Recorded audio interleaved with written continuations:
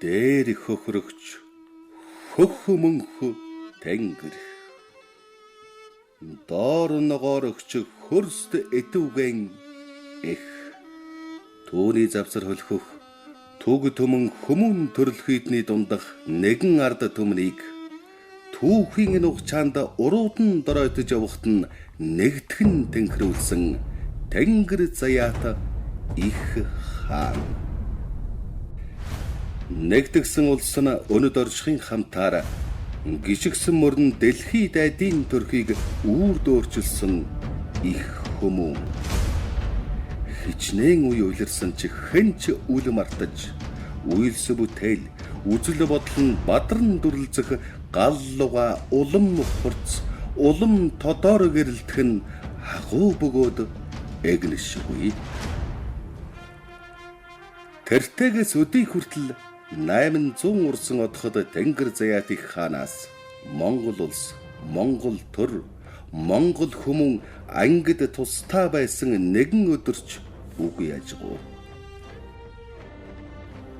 Үйл хэргийн өвлөн уламжилж үнэн бодитоор залгамжлахын зэрэгцээ сүлдэх хиймэр цог залын өрн дуудаж үеийн үед үргэлжлэн тахиж ирсэн түүхтэй.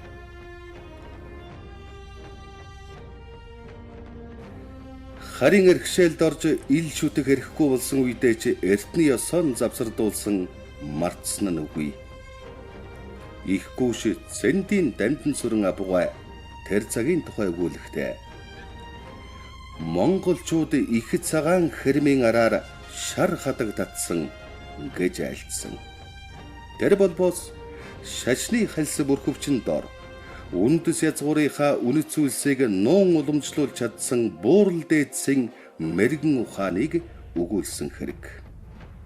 Түүний тодорхой нотлогоо болох ихэс дээдсийн амьд шүтэн эзэн богд Чингис хааны хөрөг. Энэ бол өндөр гэгээний дэг сургуулиар зурсан шүтэн зураг. Шүтэний төв дунд Майдар бурхны улаан дээлтэй ногоон мөр хөлгөлсөн Чингис хаан заларчээ. Түүрийг хаан хүний эрдэм чадал бэлэг бэлгүүн төгөлдрөөр дүрслэхтэй тэргүүн юунда цааны арьсан хазавчтай алтан дуулгаас аж өвч биедээ зүү орох зайгүй зүйдэл бүрэн алтан хуйг өмсөд дайчин баатар зэвсгэн агсаж таван баатар хуйхаар зэрэгцлийн чимэг хийгээд баруун мөрөн дээр арслан зүүн мөрөн дээр барс дүүлүүлж оройдоо төмөр хумстай шонхор шувуу нисгэн таван нүдэн хээтэй төмөр дөрөөжийн өндийж бэлгийн 3 мм-ээр буй орчлонг халиан үр хоочос биднийхээ зүг буун ирж буйг харуулжээ. Их хааныг тугсүлдээ хийсгэн Баатар зөргөн бадраасан 9 өрлөг жанжин нь хүрээлж үнэн хүү сүр хүчин төгөлдрэж. Хааны ард үүлний чанартай утааны дунд тайг, банхар, өдөг тэргүүтэн нь эзэн юугэн дагалдана. Тэдний цаана үүлсийн тэртээд сүлд барьсан хувилгаан цэргүүд нь төмт мянгатаараа түгэн ирж яваа харагдана. Хааны хөлдөх дэлгэрүүлэхийн тахилын орон зайд хүм бус дүрснүүд болоод төрийн 7 эрдэн, 8 тахил, хуйг дуулга, зэр зэвсэг болон лусын 8 аймаг бүгдээр хүрээлэн бууж ирнэ. Энэ бол алтан ургийн үед жилдээ ганц болдог Чингис хааны тахилгын үед л нэг удаа ил гарган дахиад бусад цагт нууцж байсан шүтэн тул маш сайн хадгалагдан өнөө хүрсэн үнэлж баршгүй нандин бүтээл юм. Гэхдээ үнэн хүү үнэлшгүй нандин болгож байгаа зүйл нь эрт язгуурын нууцыг илдэд үрсэндээ хураан хадгалсанд оршино. Ганц их хааны дүрслэл гэгтэл олон бот номоор өгүүлсээр сая зах зуухын тайлбарламаар гүн нарийн агуулгатай.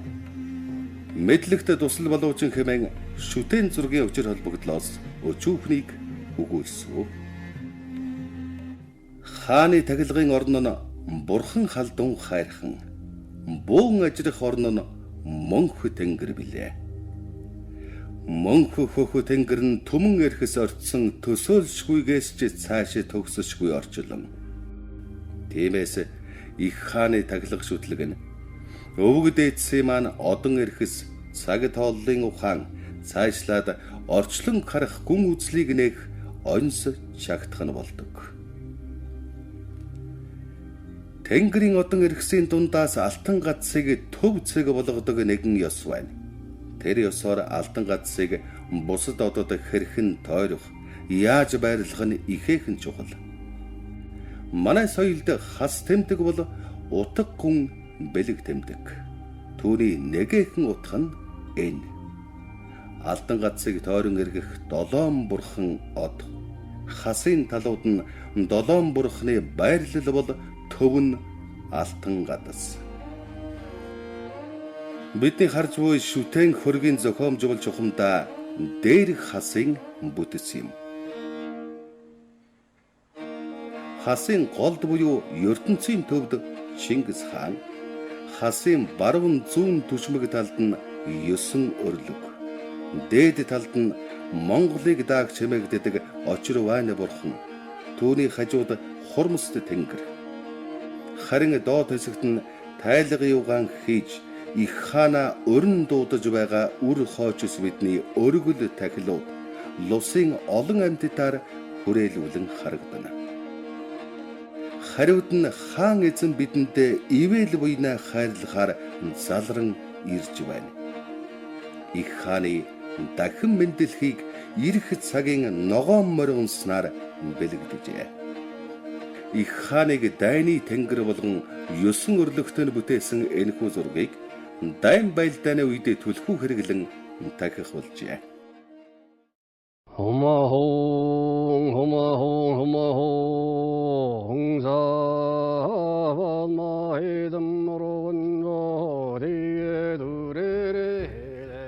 дуучин тэнгэр нэгэнтээ энэхүү шүтэн зурагт зориулан ордос нутагт нийтэм уншдаг эзэн сан хэмээх Чингис хааны тахилгын санг үнссэн бөгөөд 475 дэлхийн хүмүүс Чингис хааныг монголчууд нэгч хором мартаагүйгээр үл барам ямагт санан дурсаж дахин төрхийг мөрөөдсөөр байгаа гэдгийг дахин баталсан билээ.